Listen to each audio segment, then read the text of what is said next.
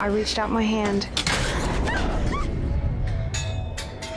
I was frozen with fear, but the climber above kept urging me to keep up. I had no choice. I could only close my eyes and continue climbing this abandoned radio tower. The tower is 3,000 meters high. An hour later, we finally reached a small platform, but this wasn't our destination. The tower's peak, located above the platform, that's the end point of our challenge. Looking at the ladder with no safety measures, my legs started shaking, but under the climber's pressure, I could only grit my teeth and keep climbing. The climber who had already reached the top tried to pull me up, but the ladder suddenly swayed, almost making me fall. Luckily, with the climber's help, I finally made it to the top of the radio tower. Looking down at the world below, the fear began to fade. After taking photos, we were preparing to return to the ground. I carefully held onto the ladder, thinking I could safely return to the ground, but the next second,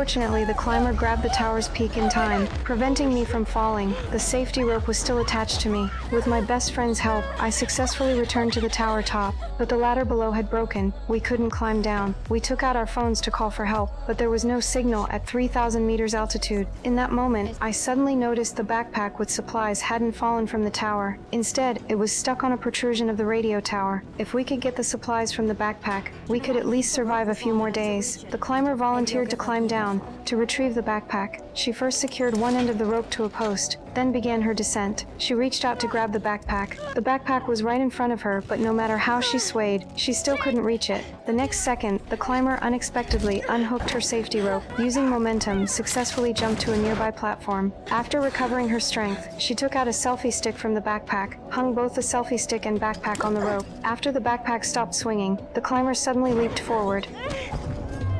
After her body stabilized, I quickly grabbed the safety rope, used all my strength to pull her up, but just then another accident happened.